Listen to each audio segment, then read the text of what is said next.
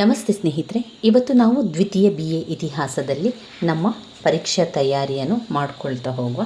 ಈಗಾಗಲೇ ಬ್ಲಾಕ್ 1ರಲ್ಲಿ ಬಂದಿರುವಂತಹ ಮುಖ್ಯವಾದ ಪ್ರಶ್ನೆಗಳನ್ನು ನೋಡ್ತಾ ಇದ್ದೇವೆ.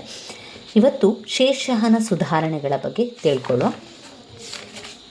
ಮುಘಲ್ ಸಾಮ್ರಾಜ್ಯದ ಬಗ್ಗೆ ನಾವು ಈಗಾಗಲೇ ಕಳೆದ ವಿಡಿಯೋದಲ್ಲಿ ಅದನ್ನು ನೋಡಿಕೊಂಡೆವು. ಹಾಗೆಯೇ ಇವತ್ತು ಶೇರ್ಷಾಹನ ಸುಧಾರಣೆಗಳು ತುಂಬಾ ಮುಖ್ಯವಾಗಿರುವಂತಹ ಪ್ರಶ್ನೆ, ವೆರಿ ಇಂಪಾರ್ಟೆಂಟ್ ಆಗಿರುವಂತಹ ಪ್ರಶ್ನೆ, 15 ಅಂಕಕ್ಕೆ ಕೇಳಿರುವಂತಹ ಪ್ರಶ್ನೆ, ಹಲವು ಬಾರಿ ಬಂದಿರುವಂತಹ ಪ್ರಶ್ನೆ. 15 ಅಂಕಕ್ಕೆ ಶೇರ್ಷಾಹನ ಸುಧಾರಣೆಗಳು. ಯಾರು ಶೇರ್ಷಾಹ?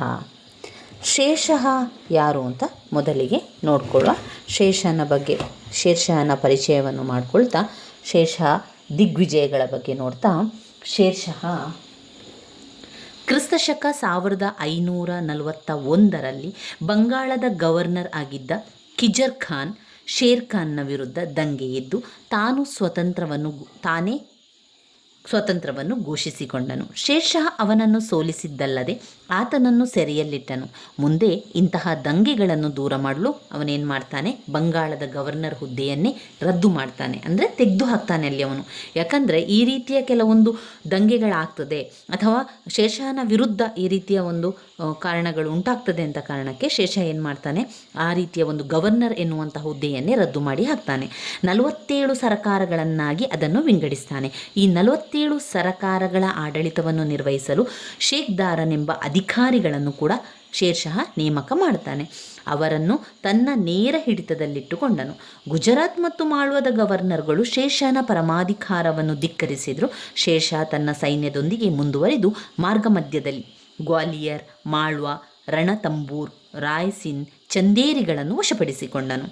ಇವಿಷ್ಟು ಅವನು ವಶಪಡಿಸಿಕೊಂಡ ನಂತರ ಶೇರ್ಷಾಹ ತನ್ನ 68ನೆಯ ಇಳಿವಯಸ್ಸಿನಲ್ಲಿ ಭಾರತದ ಚಕ್ರವರ್ತಿಯಾಗಿ 5 ವರ್ಷಗಳ ಕಾಲ ಅವನು ಆನಂದವನ್ನು ಅನುಭವಿಸ್ತಾನೆ. ಇಷ್ಟು ಅಲ್ಪ ಕಾಲದಲ್ಲಿ ಶೇರ್ಷಾಹ ತನ್ನ ರಾಜ್ಯವನ್ನು ವಿಸ್ತರಿಸಿದಲ್ಲದೆ ಅವನ ಅಧಿಕಾರವನ್ನು ಕೂಡ ಸಂಘಟಿಸ್ತಾನೆ. ಅಲ್ಲದೆ ತನ್ನ ಪ್ರಜೆಗಳಿಗೆ ಉತ್ತಮ ಸರಕಾರವನ್ನು ಕೊಟ್ಟಿದ್ದಲ್ಲದೆ ಅವರ ಒಳಿತಿಗಾಗಿ ಅನೇಕ ಸುಧಾರಣೆಗಳನ್ನು ಮಾಡಿದಂತಹ ಕೀರ್ತಿ ಶೇರ್ಷಾಹನಿಗೆ ಸಿಗುತ್ತದೆ.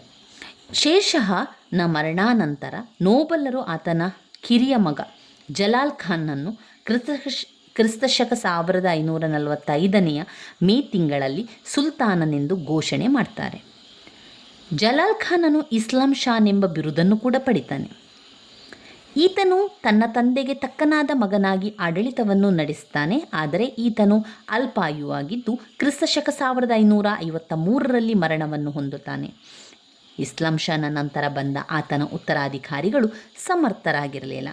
ಈ ಸಂದರ್ಭವನ್ನು ಉಪಯೋಗಿಸಿಕೊಂಡಂತಹ ಪಂಜಾಬ್, ಗುಜರಾತ್, ಮಾಳ್ವ ರಾಜ್ಯಗಳು ಸ್ವತಂತ್ರವನ್ನು ಘೋಷಿಸಿಕೊಂಡವು. ಇದೇ ಅನಾಯಕತ್ವದ ಸಂದರ್ಭವನ್ನು ಉಪಯೋಗಿಸಿಕೊಂಡ ಹುಮಾಯೂನನು ಭಾರತದತ್ತ ಆಕ್ರಮಣ ನಡೆಸಿ 1555ರಲ್ಲಿ ದೆಹಲಿ ಸಿಂಹಾಸನವನ್ನು ವಶಪಡಿಸಿಕೊಂಡು ಮೊಘಲರ ಅಧಿಕಾರವನ್ನು ಪುನರ್ಸ್ಥಾಪಿಸಿದನು. ಶೇರ್ಷಾಹನ ಸುಧಾರಣೆಗಳನ್ನು ತಿಳಿತಾ ಹೋಗುವ. ಶೇರ್ಷಾಹನು ಉತ್ತಮ ಸೈನ್ಯಾಧಿಕಾರಿಯಾಗಿದ್ದಂತೆ ದಕ್ಷ ಆಡಳಿತಗಾರನೂ ಆಗಿದ್ದನು. ಒಳ್ಳೆಯ ಆಡಳಿತ ಸುಧಾರಣೆಗಳನ್ನು ಕೈಗೊಳ್ಳುವುದರ ಮೂಲಕ ಅಲ್ಪ ಕಾಲದಲ್ಲಿ ಬಹುದೊಡ್ಡ ಖ್ಯಾತಿವಂತನಾದನು. ಡಾಕ್ಟರ್ ಕಾನುಂಗೋ ಅವರು ಶೇರ್ಷಾಹನನ್ನು ಅಫ್ಘನ್ನರಲ್ಲಿ ಅತಿ ಶ್ರೇಷ್ಠ ಸೈನಿಕ ಹಾಗೂ ಆಡಳಿತಗಾರ ಎಂದಿದ್ದಾರೆ. ಅವರು ಮುಂದುವರಿದು ರಾಜ್ಯ ನಿರ್ಮಾಪಕನಾಗಿ ಹಾಗೂ ಉತ್ತಮ ರಚನಾತ್ಮಕ ಆಡಳಿತವನ್ನು ನಡೆಸುವುದರಲ್ಲಿ ಅಕ್ಬರನಿಗಿಂತಲೂ ಶೇರ್ಷಾಹ ಉತ್ತಮ ಎಂಬುದಾಗಿ ಅಭಿಪ್ರಾಯಪಡುತ್ತಾರೆ. ಶೇರ್ಷಾಹ ಪರಿಚಯಿಸಿದ ಆಡಳಿತ ಸುಧಾರಣೆಗಳು ರಾಜ್ಯಕ್ಕೆ ಬಲವನ್ನು ಮತ್ತು ಪ್ರಜೆಗಳಿಗೆ ಸುಭಿಕ್ಷವನ್ನು ಉಂಟುಮಾಡ್ತದೆ. ಒಟ್ಟಿನಲ್ಲಿ ಶೇರ್ಷಾಹ ಒಬ್ಬ ದಕ್ಷ ಆಡಳಿತಗಾರ. ಅಷ್ಟೇ ಅಲ್ಲದೆ ಶೇರ್ಷಾಹ ಒಬ್ಬ ಉತ್ತಮ ಸೈನ್ಯಾಧಿಕಾರಿ ಕೂಡ ಆಗಿದ್ದ. ಅವನು ಖ್ಯಾತಿವಂತನಾದ. ಆದರೆ ಅಲ್ಪ ಕಾಲದಲ್ಲಿ ಅವನು ಮರಣ ಹೊಂದುತ್ತಾನೆ. ಅವನೊಬ್ಬ ಶ್ರೇಷ್ಠ ಸೈನಿಕ, ಅಷ್ಟೇ ಅಲ್ಲದೆ ಉತ್ತಮ ಆಡಳಿತಗಾರ ಎಂದು ಆತನು ಹೊಗಳಿಕೆಗೂ ಕೂಡ ಪಾತ್ರನಾಗಿರ್ತಾನೆ. ಶೇರ್ಷಾಹನ ಸುಧಾರಣೆಗಳಲ್ಲಿ ಕೇಂದ್ರಾಡಳಿತದಲ್ಲಿ ಯಾವ ರೀತಿಯ ಸುಧಾರಣೆಗಳನ್ನು ಮಾಡ್ತಾನೆ ಅಂತ ಹೇಳಿದರೆ, ಸುಲ್ತಾನ್ ಎನ್ನುವಂತಹ ಒಂದು ಸ್ಥಾನವನ್ನು ಇಡ್ತಾನೆ. ಎಲ್ಲ ಅಧಿಕಾರವನ್ನು ಶೇರ್ ಶಹನ ಕೈಯಲ್ಲಿ ಕೇಂದ್ರೀಕೃತ ಮಾಡಿರ್ತಾನೆ. ಎಲ್ಲ ಅಧಿಕಾರ ಕೂಡ ತನ್ನ ಕೈಯಲ್ಲೇ ಇರುವಂತೆ ಮಾಡ್ತಾನೆ. ಸುಲ್ತಾನನ ಕೈಯಲ್ಲಿ ಪ್ರತಿಯೊಂದು ಅಧಿಕಾರ ಇರುವಂತೆ ಅವನು ನೋಡಿಕೊಳ್ಳುತ್ತಾನೆ. ನ್ಯಾಯ ತೀರ್ಮಾನ ಮಾಡುವುದರಲ್ಲಿ ಕೂಡ ರಾಜನೇ ಅಂತಿಮ ತೀರ್ಮಾನ ಅಂತ ಘೋಷಣೆ ಮಾಡ್ತಾನೆ. ರಾಜ ಅಂತ ಹೇಳಿದರೆ ಇಲ್ಲಿ ಶೇರ್ ಶಹ, ಸುಲ್ತಾನನೇ ಅಂತಿಮ ತೀರ್ಮಾನ ಎಂದು ಘೋಷಣೆ ಮಾಡ್ತಾನೆ. ಎಲ್ಲ ಕ್ರಿಮಿನಲ್ ಮೊಕದ್ದಮೆಗಳನ್ನು ಹಾಗೆ ಬೇರೆ ಆಡಳಿತಕ್ಕೆ ಸಂಬಂಧಿಸಿದ ಎಲ್ಲ ತೀರ್ಪುಗಳನ್ನು ಕೂಡ ಶೇರ್ ಶಹನೇ ತೆಗೆದುಕೊಳ್ತಾ ಇದ್ದ. ಆತನ ಮಂತ್ರಿಗಳು ಮತ್ತು ನೋಬಲರು ಅವುಗಳನ್ನು ಕಾರ್ಯಗತಗೊಳಿಸಬೇಕಾಗಿತ್ತು. ಶೇರ್ ಶಹನ ಮುಖ್ಯ ಉದ್ದೇಶ ಅವನ ಪ್ರಜೆಗಳ ಒಳಿತನ್ನು ಆಗಿತ್ತು. ಪ್ರಜೆಗಳನ್ನು ಉತ್ತಮವಾಗಿ ನೋಡಿಕೊಳ್ಳುವಂಥದ್ದು, ಪ್ರಜೆಗಳಿಗೆ ಬೇಕಾದ ಸವಲತ್ತುಗಳನ್ನು ಒದಗಿಸುವುದು ಅವನ ಮುಖ್ಯ ಜವಾಬ್ದಾರಿಯಾಗಿತ್ತು.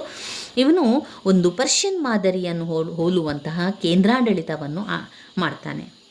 ದೆಹಲಿ ಸುಲ್ತಾನರು ಅನುಸರಿಸಿದ ಮಾದರಿಯನ್ನೇ ಶೇರ್ ಶಹನು ಕೂಡ ಮುಂದುವರಿಸ್ತಾ ಹೋಗ್ತಾನೆ. ಇಷ್ಟೇ ಅಲ್ಲದೆ ಶೇರ್ ಶಹನ್ ಕೇಂದ್ರಾಡಳಿತವನ್ನು 6 ವಿಭಾಗಗಳಾಗಿ ವಿಂಗಡಿಸಿ ಅವುಗಳನ್ನು ದಿವಾನಿಗಳೆಂದು ಕರೆಯುತ್ತಾರೆ. ಪ್ರತಿಯೊಂದು ಇಲಾಖೆಯು ಪ್ರತ್ಯೇಕವಾದ ಮಂತ್ರಿಗಳ ಮೇಲ್ವಿಚಾರಣೆಗೊಳಪಟ್ಟಿತ್ತು. ಅದರಲ್ಲಿ ದಿವಾನ್ ಅಂದರೆ ಇಲಾಖೆಗಳನ್ನು ಮಾಡುವಂಥದ್ದು, ಬೇರೆ ಬೇರೆ ಇಲಾಖೆಗಳು. ದಿವಾನ್ ಇ ವಜೀರತ್ ಎನ್ನುವಂಥ ಒಂದು ಇಲಾಖೆ. ಈ ಇಲಾಖೆಯಲ್ಲಿ ಏನಾಗಿದೆ, ಶೇರ್ ಶಹನ ಆಡಳಿತದಲ್ಲಿ ಈ ಇಲಾಖೆ ಅತ್ಯಂತ ಪ್ರಮುಖವಾದದ್ದಾಗಿತ್ತು. ಈ ಇಲಾಖೆಯ ಮೇಲ್ವಿಚಾರಣೆಯನ್ನು ವಜೀರ್ ಎಂಬ ಮಂತ್ರಿಯು ನೋಡಿಕೊಳ್ಳುತ್ತಿದ್ದನು. ರಾಜ್ಯದ ಹಣಕಾಸು ಮತ್ತು ಕಂದಾಯ ಇವನ ಮೇಲ್ವಿಚಾರಣೆಗೊಳಪಟ್ಟಿದ್ದವು. ಇದರೊಂದಿಗೆ ಉಳಿದ ವಿಭಾಗಗಳ ಮಂತ್ರಿಗಳ ಮೇಲ್ವಿಚಾರಣೆಗಳು ಕೂಡ ಇವನ ಜವಾಬ್ದಾರಿಯಾಗಿತ್ತು. ಎರಡನೇದಾಗಿ ಬರುವಂತಹ ಇಲಾಖೆ ದಿವಾನ್ ಇ ಆರಿಜ್ ಎನ್ನುವಂತಹ ಒಂದು ಇಲಾಖೆ. ಈ ಇಲಾಖೆಯ ಮುಖ್ಯಸ್ಥ ಆರಿಜ್ ಇ ಮಾಮಾಲಿಕ್ ಎಂಬುದಾಗಿ ಕರೆಯಲಾಗ್ತದೆ. ಈತನು ಸೈನ್ಯದ ಮೇಲ್ವಿಚಾರಣೆಯನ್ನು ಹೊಂದಿದ್ದನು. ಸೈನಿಕರ ನೇಮಕ ಮಾಡುವಂಥದ್ದು, ಸೈನ್ಯಕ್ಕೆ ಬೇಕಾದಂಥ ವ್ಯವಸ್ಥೆಗಳನ್ನು ಮಾಡಿಕೊಡುವಂಥದ್ದು, ಸೈನಿಕರಿಗೆ ಬೇಕಾದ ಅಗತ್ಯ ವಸ್ತುಗಳನ್ನು ಕೊಡುವಂಥದ್ದು, ಯುದ್ಧಕ್ಕೆ ಬೇಕಾದಂಥ ಎಲ್ಲ ವ್ಯವಸ್ಥೆಗಳನ್ನು ಮಾಡಿಕೊಡುವಂಥದ್ದು ಅವನ ಜವಾಬ್ದಾರಿಯಾಗಿತ್ತು. ಮೂರನೇ ಇಲಾಖೆ ದಿವಾನ್ ಇ ರಸಾಲತ್. ಈ ಇಲಾಖೆಯ ಮಂತ್ರಿಯು ಹೊರದೇಶಗಳ ವ್ಯವಹಾರವನ್ನು ನೋಡಿಕೊಳ್ತಾ ಇದ್ದರು. ಹೊರದೇಶದಿಂದ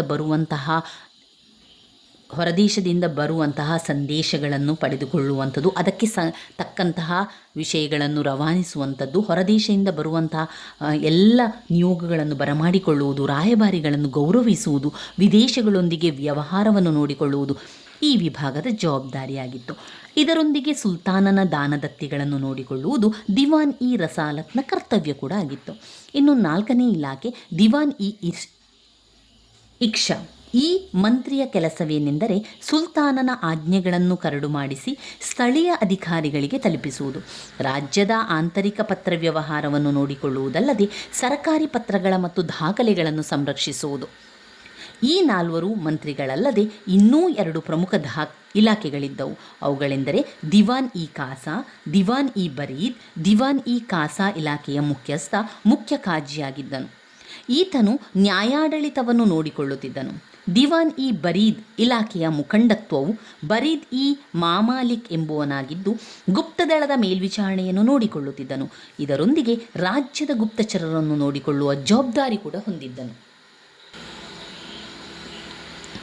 ಇನ್ನು ಶೇರ್ ಶಹನ ಸುಧಾರಣೆಗಳಲ್ಲಿ ಪ್ರಾಂತ್ಯಾಡಳಿತದಲ್ಲಿ ಸುಧಾರಣೆಗಳನ್ನು ತರ್ತಾನೆ. ಬೇರೆ ಬೇರೆ ರೀತಿಯ ಸುಧಾರಣೆಗಳನ್ನು ತಂದಾಗ ಪ್ರಾಂತ್ಯಾಡಳಿತದಲ್ಲಿ ಅವನು ತಂದಂಥ ಸುಧಾರಣೆ ಸರಕಾರ, ಪರಗಣಗಳು, ಮತ್ತು ಗ್ರಾಮಗಳು. ಶೇರ್ ಶಹ ತನ್ನ ಸಾಮ್ರಾಜ್ಯವನ್ನು ಇಕ್ತಾ ಅಥವಾ ಪ್ರಾಂತ್ಯಗಳನ್ನಾಗಿ ವಿಂಗಡಣೆ ಮಾಡ್ತಾನೆ. ಕೆಲವು ಇಕ್ತಾಗಳು ಗವರ್ನರ್ಗಳ ಆಳ್ವಿಕೆಗೆ ಒಳಪಟ್ಟಿದ್ದವು. ಹೆಚ್ಚಿನ ಇಕ್ತಾಗಳು ಶೇರ್ ಶಹನ ನೇರ ಹಿಡಿತದಲ್ಲಿದ್ದವು. ಪ್ರತಿಯೊಂದು ಇಕ್ತಾವನ್ನು ಅನೇಕ ಸರಕಾರ ಅಥವಾ ಜಿಲ್ಲೆಗಳನ್ನಾಗಿಯೂ ಪ್ರತಿ ಸರಕಾರಗಳನ್ನು ಪರಗಣಗಳೆಂಬ ಸಣ್ಣ ಘಟಕಗಳನ್ನಾಗಿಯೂ ವಿಭಜಿಸಲಾಗಿತ್ತು. ಗ್ರಾಮಗಳು ಸಾಮ್ರಾಜ್ಯದ ಕಡೆಯ ಆಡಳಿತ ಘಟಕವಾಗಿತ್ತು. ಮೊದಲನೇದಾಗಿ ಸರಕಾರ. ಶೇರ್ ಶಹನ ಆಡಳಿತದಲ್ಲಿ ಸರಕಾರ ಬಹುದೊಡ್ಡ ಆಡಳಿತ ಘಟಕವಾಗಿತ್ತು. ಪ್ರತಿಯೊಂದು ಸರಕಾರವು ಕೂಡ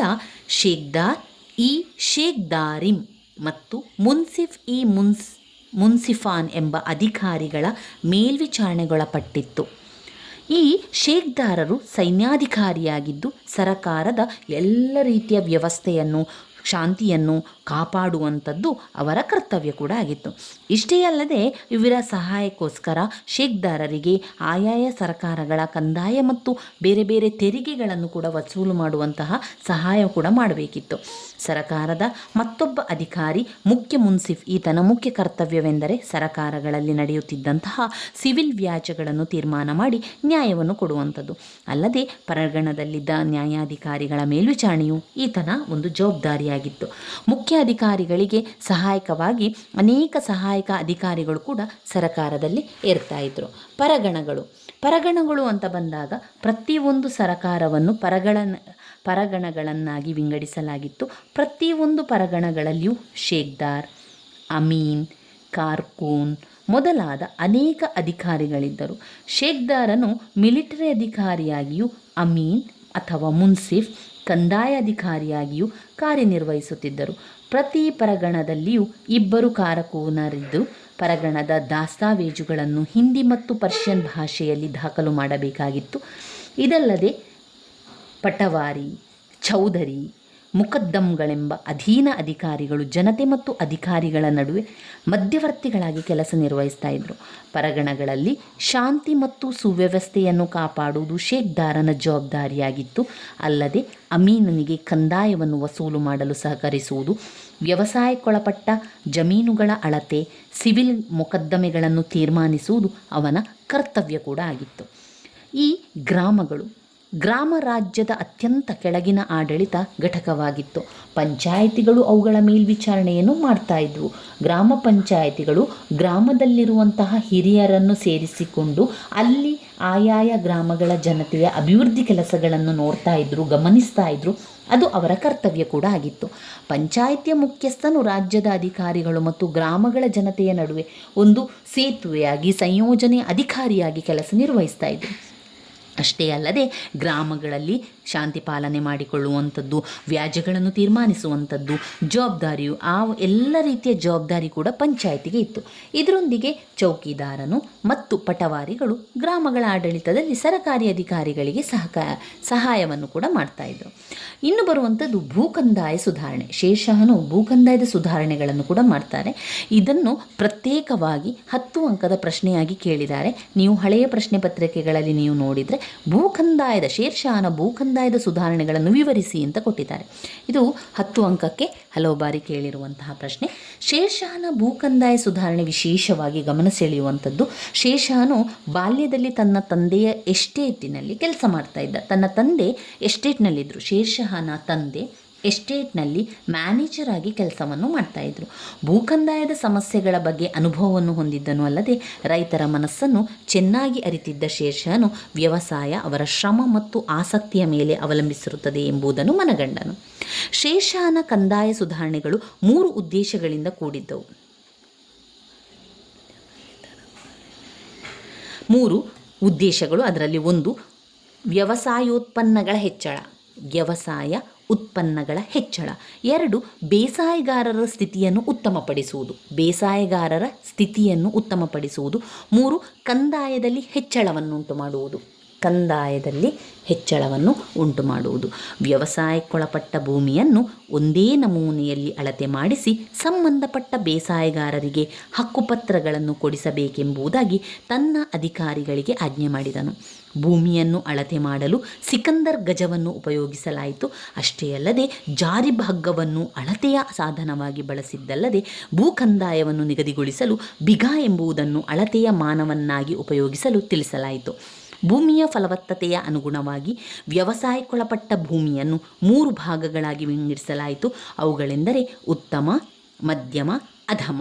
ಪ್ರತಿ ಒಂದು ಬಿಘಾ ಭೂಮಿಯ ಬೆಳೆಯನ್ನು ಆಧರಿಸಿ ಕಂದಾಯವನ್ನು ನಿಗದಿಗೊಳಿಸಲಾಯಿತು. ಇಂತಹ ವೈಜ್ಞಾನಿಕ ಮಾದರಿಯಲ್ಲಿ ಕಂದಾಯವನ್ನು ನಿಗದಿಪಡಿಸಿದ್ದಲ್ಲದೆ ಪ್ರತಿಯೊಬ್ಬ ಬೇಸಾಯಗಾರನಿಗೂ 2 ಪತ್ರಗಳನ್ನು ಕೂಡ ನೀಡಲಾಯಿತು. ಅವುಗಳು ಪಟ್ಟ ಅಥವಾ ಭೂಮಿಯ ಆಧಾರ ಪತ್ರ, ಕಬೂಲಿಯತ್ ಅಥವಾ ಒಪ್ಪಿಗೆಯ ಕರಾರು ಪತ್ರ. ಪಟ್ಟ ಅಥವಾ ಭೂಮಿಯ ಆಧಾರ ಪತ್ರದಲ್ಲಿ ಪ್ರತಿ ಬೇಸಾಯಗಾರನ ಅಧೀನದಲ್ಲಿದ್ದ ವಿವಿಧ ರೀತಿಯ ಭೂಮಿ, ಅವುಗಳಲ್ಲಿ ಆತನು ಬೆಳೆಯುತ್ತಿದ್ದ ಬೆಳೆಗಳು ಹಾಗೂ ಅದರ ಮೇಲೆ ವಿಧಿಸಿದ ಕಂದಾಯ, ಈ ಎಲ್ಲ ವಿವರಗಳಿರುತ್ತಿದ್ದವು. ಕಬೂಲಿಯತ್ ಅಥವಾ ಒಪ್ಪಿಗೆ ಕರಾರು ಪತ್ರವು ನಿಗದಿಗೊಳಿಸಿದ ಪ್ರಮಾಣದಲ್ಲಿ ಕಂದಾಯವನ್ನು ರಾಜ್ಯಕ್ಕೆ ಸಲ್ಲಿಸುತ್ತೇನೆಂಬ ಭರವಸೆಯ ಪ್ರಮಾಣ ಪತ್ರದ್ದಾಗಿರುತ್ತಿತ್ತು.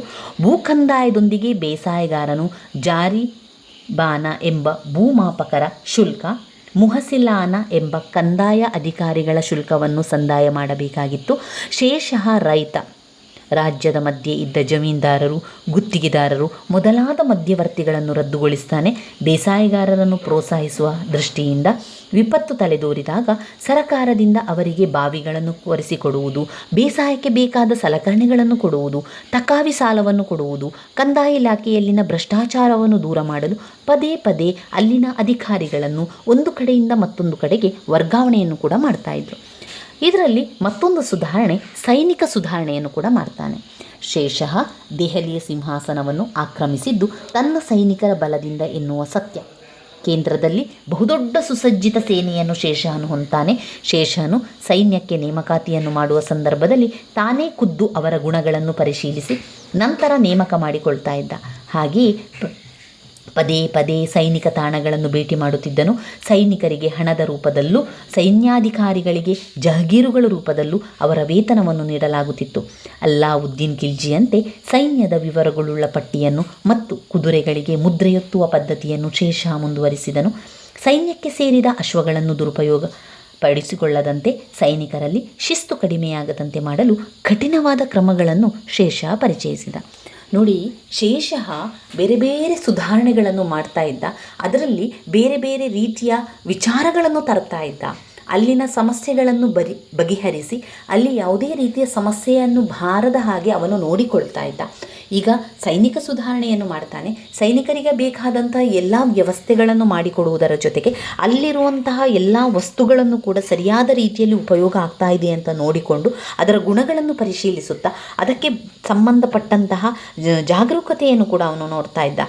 ಆಮೇಲೆ ಅಲ್ಲಿದ್ದಂತಹ ಸೈನಿಕರಿಗೆ ಬೇಕಾದಂಥ ಎಲ್ಲ ವ್ಯವಸ್ಥೆಗಳನ್ನು ಮಾಡಿಕೊಡ್ತಾ ಇದ್ದ.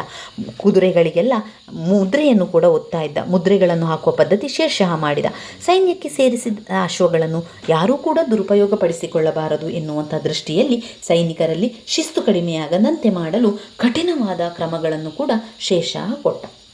ನಂತರ ಪೊಲೀಸ್ ಸುಧಾರಣೆಗಳು. ಪೊಲೀಸ್ ಸುಧಾರಣೆಯಲ್ಲಿ ಶೇಷ ಅತ್ಯಂತ ಶಿಸ್ತಿನ ಮನುಷ್ಯ ಹಾಗೂ ದೇವರಲ್ಲಿ ತುಂಬನೇ ಭಯ ಭಕ್ತಿ ಉಳ್ಳವನು ಶೇಷಃ. ತನ್ನ ಪ್ರಜೆಗಳ ಮಾನ, ತನ್ನ ಪ್ರಜೆಗಳ ಆಸ್ತಿಪಾಸ್ತಿಗಳು, ತನ್ನ ಪ್ರಜೆಗಳನ್ನು ರಕ್ಷಿಸುವುದು ಅವನ ಕರ್ತವ್ಯವೆಂದು ತಾನು ತಿಳಿದಿದ್ದ. ಅವನ ಆಡಳಿತದಲ್ಲಿ ಸಿವಿಲ್ ಮತ್ತು ಮಿಲಿಟರಿ ಕಾರ್ಯಗಳಲ್ಲಿ ಹೆಚ್ಚು ವ್ಯತ್ಯಾಸವಿರಲಿಲ್ಲ. ಅವನ ಎಲ್ಲ ಸಿವಿಲ್ ಮತ್ತು ಮಿಲಿಟರಿ ಅಧಿಕಾರಿಗಳು ಕಾನೂನು ಮತ್ತು ಶಾಂತಿ ಪಾಲನೆಯಲ್ಲಿ ತೊಡಗಿಸಿಕೊಂಡಿದ್ದರು. ಅಷ್ಟೇ ಅಲ್ಲದೆ ಯಾರಾದರೂ ತಪ್ಪು ಮಾಡಿದರೆ ತಪ್ಪಿತಸ್ಥರಿಗೆ ಶಿಕ್ಷೆಯನ್ನು ನೀಡುವಂತಹ ಅಧಿಕಾರವನ್ನು ಕೂಡ ಹೊಂದಿದ್ದರು. ಶೇಖ್ದಾರ್, ಮುಖ್ಯ ಶೇಖ್ದಾರ್, ಮುನ್ಸಿಫ್ಗಳು, ಫೌಜದಾರರು ಅವರವರ ಸ್ಥಳಗಳಲ್ಲಿ ಶಾಂತಿಯನ್ನು ಕಾಪಾಡುವುದು ಅವರ ಹೊಣೆಗಾರಿಕೆಯಾಗಿತ್ತು. ಶಿಕ್ಷೆ ಬಹಳ ಕ್ರೂರವಾಗಿತ್ತು. ಶೇಷನ ಪರಿಣಾಮಕಾರಿ ಪೊಲೀಸ್ ವ್ಯವಸ್ಥೆಯನ್ನು ಅಬ್ಬಾಸ್ ಅವರು ಹೀಗೆ ಹೊಗಳಿದ್ದಾರೆ: ವಯಸ್ಸಾದ ಹೆಂಗಸು ಬುಟ್ಟಿಯ ತುಂಬ ಬಂಗಾರದ ಒಡವೆಗಳನ್ನು ಹೊತ್ತುಕೊಂಡು ಒಂದು ಕಡೆಯಿಂದ ಮತ್ತೊಂದು ಕಡೆಗೆ ಪ್ರಯಾಣ ಮಾಡಿದರೂ ಕಳ್ಳ ಕಾಕರ ಭಯವಿರಲಿಲ್ಲ. ಶೇಷನು ವಿಧಿಸುತ್ತಿದ್ದ ಕಠಿಣ ಶಿಕ್ಷೆಗೆ ಹೆದರಿ ಕಳ್ಳತನವನ್ನು ಮಾಡುತ್ತಿರಲಿಲ್ಲ.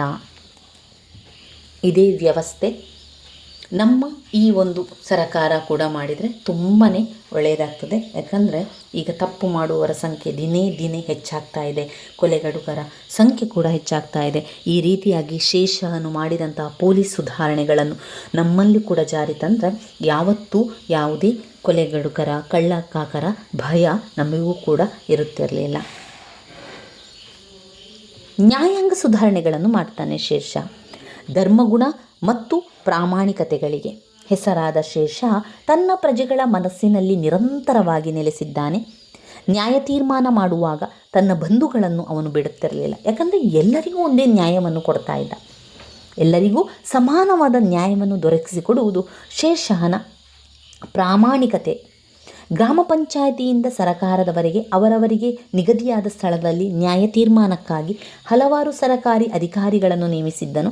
ಸ್ಥಳೀಯ ಅಪರಾಧಕ್ಕೆ ಸ್ಥಳೀಯ ಜವಾಬ್ದಾರಿ ಎಂಬ ತತ್ವವನ್ನು ಶೇಷ ಪಾಲಿಸುತ್ತಿದ್ದನು. ಅವನ ಪ್ರಕಾರ ಕಳ್ಳತನ, ದರೋಡೆ, ಕೊಲೆ ಇವುಗಳು ಸ್ಥಳೀಯರಿಗೆ ತಿಳಿಯದೆ ಯಾವುದೂ ನಡೆಯುತ್ತಿರಲಿಲ್ಲ ಎನ್ನುವಂಥದ್ದು ಅವನ ಒಂದು ವಿಚಾರ. ಆದ್ದರಿಂದ ಸ್ಥಳೀಯರನ್ನು ಹೊಣೆಗಾರರನ್ನಾಗಿ ಮಾಡಿದರೆ ಅಪರಾಧಗಳನ್ನು ತಡೆಯಬಹುದು. ಈ ದೃಷ್ಟಿಯಿಂದ ಮುಕದ್ದಂ ಮತ್ತು ಚೌಧರಿಗಳಿಗೆ ಅಪರಾಧಗಳನ್ನು ಪತ್ತೆ ಹಚ್ಚಲು ಹೆಚ್ಚಿನ ಅಧಿಕಾರವನ್ನು ನೀಡಿದ್ದನು. ಇನ್ನು ಅನೇಕ ಜನೋಪಯೋಗಿ ಕ್ರಮಗಳನ್ನು ಕೂಡ ಕೈಗೊಳ್ಳುವಂಥದ್ದು, ಸರಕುಗಳ ಸುಲಭ ಸಾಗಾಣಿಕೆಗೆ ಹಾಗೂ ಜನತೆ ಒಂದು ಕಡೆಯಿಂದ ಮತ್ತೊಂದು ಕಡೆಗೆ ಸಂಚರಿಸಲು ಉತ್ತಮ ಸಂಚಾರ ಮತ್ತು ಸಂಪರ್ಕಗಳನ್ನು ಮಾಡಿಕೊಡಲು ಶೇಷಾನ್ ಗಮನ ನೀಡ್ತಾನೆ. ಹಳೆಯ ರಸ್ತೆಗಳನ್ನೆಲ್ಲ ದುರಸ್ತಿಗೊಳಿಸ್ತಾರೆ, ಹೊಸ ರಸ್ತೆಗಳ ನಿರ್ಮಾಣವನ್ನು ಕೂಡ ಮಾಡ್ತಾರೆ. ಶೇಷ ತನ್ನ ಸಾಮ್ರಾಜ್ಯದಲ್ಲಿ 4 ರಾಷ್ಟ್ರೀಯ ಹೆದ್ದಾರಿಗಳನ್ನು ನಿರ್ಮಿಸಿದನು. ಅವುಗಳೆಂದರೆ ಸೋನಾರಂಗಾವ್ನಿಂದ ಅಟಕ್ರವರೆಗೆ, ಆಗ್ರಾದಿಂದ ಮಂಡೂವರೆಗೆ, ಆಗ್ರಾದಿಂದ ಜೋಧಪುರ ಮತ್ತು ಚಿತ್ತೂರುವರೆಗಿನ, ಲಾಹೋರ್ನಿಂದ ಮುಲ್ತಾನ್ವರೆಗೆ. ಈ 4 ಹೆದ್ದಾರಿಗಳು ರಾಜಧಾನಿಯಿಂದ ಹೊರಟು ಮುಖ್ಯ ಮಾರ್ಗಗಳ ಮೂಲಕ ತನ್ನ ಕೊನೆಯನ್ನು ಮುಟ್ಟುತ್ತಿದ್ದವು. ಈ ಹೆದ್ದಾರಿಗಳ ಇಕ್ಕೆಲೆಗಳಲ್ಲಿ ಜನರಿಗೆ ನೆರಳು ನೀಡುವಂತಹ ಮರಗಳನ್ನು ಕೂಡ ನಡೆಸಿದ್ದ ಶೇಷ. ಇನ್ನು ಸರಾಯಿಗಳನ್ನು ಮಾಡಿದ, ಗುಪ್ತದಳ ಇಲಾಖೆಗಳನ್ನು ಮಾಡಿದ. ಸರಾಯಿಗಳು ಯಾಕೆ? ಸರಾಯಿಗಳು ಎಂದರೆ ಒಂದು ರೀತಿಯ ತಂಗುದಾಣ ಅಂತ ಹೇಳ್ಬೋದು. ಪ್ರಯಾಣಿಕರಿಗೆ ಪ್ರಯಾಣದ ವೇಳೆಯಲ್ಲಿ ಯಾವುದೇ ಆಯಾಸ ಆದಾಗ ಅಂತಹ ಸಂದರ್ಭದಲ್ಲಿ ಅವರಿಗೆ ಉಳ್ಕೊಳ್ಳಲು ಅವರು ಸರಾಯಿಗಳು ಎನ್ನುವಂಥ ವ್ಯವಸ್ಥೆಯನ್ನು ಕೂಡ ಶೇಷ ಮಾಡ್ತಾನೆ. ಹೆದ್ದಾರಿಗಳಲ್ಲಿ ಸಂಚರಿಸುವವರ ಅನುಕೂಲಕ್ಕಾಗಿ 1700 ಸರಾಯಿಗಳನ್ನು ಅಥವಾ ತಂಗುದಾಣಗಳನ್ನು ಶೇಷನು ನಿರ್ಮಿಸಿದನು.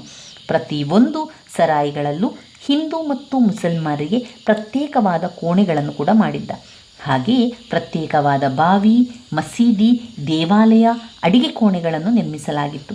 ಈ ಸರಾಯಿಗಳು ಹೆದ್ದಾರಿಗಳಲ್ಲಿ ನಿರ್ಮಾಣವಾಗಿದ್ದುದರಿಂದ ಇವು ಕ್ರಮೇಣ ವ್ಯಾಪಾರ ಮತ್ತು ವಾಣಿಜ್ಯದ ಕೇಂದ್ರಗಳಾಗಿ ಬೆಳವಣಿಗೆಯಾದವು. ಅಷ್ಟೇ ಅಲ್ಲದೆ ಈ ಸರಾಯಿಗಳು ಅಂಚೆ ಇಲಾಖೆಯಂತೆ ಅಥವಾ ದಾಕ್ ಚೌಕಿಗಳಾಗಿ ಕೂಡ ಕೆಲಸ ನಿರ್ವಹಿಸುತ್ತಿದ್ದವು. ಪ್ರತಿ ಸರಾಯಿಗಳಲ್ಲಿ ಸದಾಕಾಲ 2 ಕುದುರೆ ಸವಾರರು ಸಿದ್ಧವಾಗಿ ನಿಂತಿದ್ದು ಸುಲ್ತಾನನ ಫರ್ಮಾನ್ಗಳನ್ನು ಒಂದು ಸ್ಥಳದಿಂದ ಮತ್ತೊಂದು ಸ್ಥಳಕ್ಕೆ ಶೀಘ್ರವಾಗಿ ತಲುಪಿಸುತ್ತಿದ್ದರು. ಹೀಗೆ ಸರಾಯಿಗಳು ಸಾರ್ವಜನಿಕರ ಸಂಚಾರಕ್ಕೆ ಮತ್ತು ವರ್ತಕರಿಗೆ ತಂಗುದಾಣಗಳಾಗಿ ಹಾಗೂ ಸರಕಾರದ ಕಾಗದ ಪತ್ರಗಳ ಶೀಘ್ರ ರವಾನೆಗೆ ಸಹಾಯವಾಗಿದ್ದವು. ಇನ್ನು ಗುಪ್ತದಳ ಇಲಾಖೆಯನ್ನು ಶೇಷನು ಮಾಡಿದ್ದ. ಗುಪ್ತದಳ ಇಲಾಖೆ ಅಥವಾ ಜಾಗೃತ ದಳ. ಶೇಷ ಬಹಳ ಪರಿಣಾಮಕಾರಿಯಾದ ಗುಪ್ತದಳವನ್ನು ನಿರ್ವಹಣೆ ಮಾಡುತ್ತಿದ್ದನು. ಎಲ್ಲ ಪ್ರಮುಖ ಸ್ಥಳಗಳಲ್ಲೂ ಗುಪ್ತಚರರು ನೇಮಕಗೊಂಡಿದ್ದರು. ಗುಪ್ತದಳದ ಮೇಲ್ವಿಚಾರಕನನ್ನು ದರೋಗಾ ಇ ದಾಕ್ ಚೌಕಿ ಎಂದು ಕರೆಯಲಾಗ್ತಾ ಇತ್ತು. ಈ ಗುಪ್ತಚರರು ಎಲ್ಲ ಅಧಿಕಾರಿಗಳ ಚಲನವಲನಗಳನ್ನು ನೋಡ್ತಾನೇ ಇದ್ದರು. ಯಾವ ರೀತಿ ಹೋಗ್ತಾ ಇದ್ದಾರೆ, ಯಾವ ರೀತಿ ಕೆಲಸಗಳನ್ನು ಮಾಡ್ತಾರೆ, ಅದನ್ನೆಲ್ಲ ನೋಡಿ ಸುಲ್ತಾನರಿಗೆ ಬಂದು ವಿಷಯವನ್ನು ತಲುಪಿಸುವಂಥದ್ದು, ಅಂದರೆ ವರದಿಯನ್ನು ಕೊಡುವಂಥದ್ದು. ಶೇಷನ ಆಡಳಿತ ಯಶಸ್ವಿಯಾಗಬೇಕಾದರೆ ಅವನು ಹೊಂದಿದ್ದ ವ್ಯವಸ್ಥಿತ ಪರಿಣಾಮಕಾರಿ ಗುಪ್ತದಳವೇ ಕಾರಣ ಎಂದು ಅಭಿಪ್ರಾಯ ಪಡಲಾಗಿದೆ. ಇನ್ನು ಶೇಷ ನಾಣ್ಯಗಳ ಸುಧಾರಣೆಗಳನ್ನು ಮಾಡ್ತಾನೆ. ಶೇಷ ತನ್ನ ನಾಣ್ಯ ಪದ್ಧತಿಯಲ್ಲಿ ಅತೀ ಹೆಚ್ಚಿನ ಸುಧಾರಣೆಗಳನ್ನು ಜಾರಿಗೆ ತರುತ್ತಲೇ ಇದ್ದ. ಹಳೆಯದಾದಂತಹ ಸವಕಲು ನಾಣ್ಯಗಳನ್ನೆಲ್ಲ ಹಿಂಪಡಿತಾನೆ ಜನರಿಂದ. ನಂತರ ವಿವಿಧ ನಮೂನೆಯ ಸಮಾನ ತೂಕವುಳ್ಳಂತಹ ಚಿನ್ನ, ಬೆಳ್ಳಿ, ತಾಮ್ರದ ನಾಣ್ಯಗಳನ್ನು ಅಚ್ಚು ಹಾಕಿಸ್ತಾನೆ. ಶೇಷನ ಬೆಳ್ಳಿಯ ನಾಣ್ಯಗಳು ಭಾರತದಲ್ಲಿ ಕ್ರಿಸ್ತಶಕ 1835 ಕೂಡ ಚಲಾವಣೆಯಲ್ಲಿತ್ತು. ಶೇಷನ ಕಟ್ಟಡಗಳು. ಅವನು ಯಾವ ರೀತಿ ಕಟ್ಟಡಗಳ ಸುಧಾರಣೆಗಳನ್ನು ಮಾಡ್ತಾನೆ? ಶೇಷನ 2 ಕೋಟೆಗಳನ್ನು ನಿರ್ಮಿಸ್ತಾನೆ. ಜೀಲಂ ನದಿಯ ದಡದಲ್ಲಿ ರೋಹರ್ಸ್ಗರ್ ಕೋಟೆ, ಮತ್ತೊಂದು ದೆಹಲಿಯ ಪುರಾನಾ ಕಿಲಾ ಎಂದರೆ ದೆಹಲಿಯ ಹಳೆಯ ಕೋಟೆ. ಪುರಾನಾ ಕಿಲಾದಲ್ಲಿರುವ ಮಸೀದಿ ಇಂಡೋ ಇಸ್ಲಾಮಿಕ್ ವಾಸ್ತುಶಿಲ್ಪಕ್ಕೆ ಉತ್ತಮ ಉದಾಹರಣೆ ಅಂತ ಹೇಳ್ಬೋದು. ಶೇಷನ ಕಾಲದಲ್ಲಿ ನಿರ್ಮಾಣವಾದ ಉತ್ತಮ ಮತ್ತು ಸುಂದರವಾದ ಕಟ್ಟಡವೆಂದರೆ ಬಿಹಾರದ ಸಸಾರಾಂನಲ್ಲಿ ಕಟ್ಟಲ್ಪಟ್ಟ ಶೇಷನ ಸಮಾಧಿ. ಇನ್ನು 18ನೇ ಪಾಯಿಂಟ್ಸ್ನಲ್ಲಿ ಇದರಲ್ಲಿ ಶೇಷನ ಔದಾರ್ಯತೆ. ಯಾವ ರೀತಿ ಇತ್ತು ಅವನ ಔದಾರ್ಯತೆ? ಶೇಷ ಬಡ ಜನರಿಗೆ ಉಚಿತವಾದ ಆಹಾರವನ್ನು ನೀಡಲು ಲಂಗರ್ಗಳನ್ನು ಸ್ಥಾಪಿಸಿದನು. ಅಲ್ಲದೆ ರಾಜ್ಯದ ಖರ್ಚಿನಿಂದ ಆಸ್ಪತ್ರೆಗಳನ್ನು ಸ್ಥಾಪಿಸಿ ಮನುಷ್ಯರಿಗೆ ಮತ್ತು ಪ್ರಾಣಿ ಪಕ್ಷಿಗಳಿಗೆ ಉಚಿತವಾಗಿ ಔಷಧಗಳನ್ನು ಹಾಗೂ ಸೇವೆಯನ್ನು ಮಾಡುವಂತೆ ವೈದ್ಯರನ್ನು ನೇಮಿಸಿದನು. ವಿದ್ಯಾಭ್ಯಾಸವನ್ನು ಪ್ರೋತ್ಸಾಹಿಸಲು ಮಸೀದಿಗಳಿಗೆ ಮತ್ತು ಮದರಸ್ಗಳಿಗೆ ಅನೇಕ ದತ್ತಿಗಳನ್ನು ನೀಡಿ ಶಿಕ್ಷಣಕ್ಕೆ ಹೆಚ್ಚಿನ ಪ್ರೋತ್ಸಾಹವನ್ನು ಕೊಟ್ಟನು. ಇನ್ನು ಸೂರ್ ಮನೆತನದ ಅವನತಿ ಆಗ್ತದೆ. ಯಾವ ರೀತಿ ಅವನತಿ ಆಗ್ತದೆ? ಕೇವಲ 5 ವರ್ಷಗಳ ಅಲ್ಪಕಾಲದಲ್ಲಿ ಶೇಷಃ ಜನತೆಗೆ ಉತ್ತಮವಾದಂತಹ ಆಡಳಿತವನ್ನು ಕೊಡ್ತಾನೆ. ಅವನು ಕೊಟ್ಟಂತಹ ಆಡಳಿತ ತುಂಬ ಯಶಸ್ವಿಯಾಗ್ತದೆ. ಈತನ ಮಗನೂ ಕೂಡ ಉತ್ತರಾಧಿಕಾರಿಯಾಗಿಯೂ ಆದ ಇಸ್ಲಾಂ ಶಾ ಕ್ರಿಸ್ತಶಕ 1553ರವರೆಗೆ ದೆಹಲಿಯನ್ನು ಆಳ್ತಾನೆ. ಇಸ್ಲಾಂ ಶಾನ ಮರಣ ಸೂರ್ ಸಂತತಿಯ ಅವನತಿಯನ್ನು ಸೂಚಿಸುತ್ತದೆ. ಇಸ್ಲಾಂ ಶಾನ ಮಗನಾದ ಫಿರೋಜ್ ಶಾ ತನ್ನ 12ನೇ ವಯಸ್ಸಿಗೆ ಕೊಲೆಯಾದನು. ಸೂರ್ ಸಂತತಿಯ ಸಿಂಹಾಸನಕ್ಕಾಗಿ ಇದೇ ಮನೆತನದ 3ರಲ್ಲಿ ಪೈಪೋಟಿ ಪ್ರಾರಂಭವಾಯಿತು. ಅವರೆಂದರೆ ಆದಿಲ್ ಶಾ, ಇಬ್ರಾಹಿಂ ಶಾ, ಸಿಕಂದರ್ ಶಾ.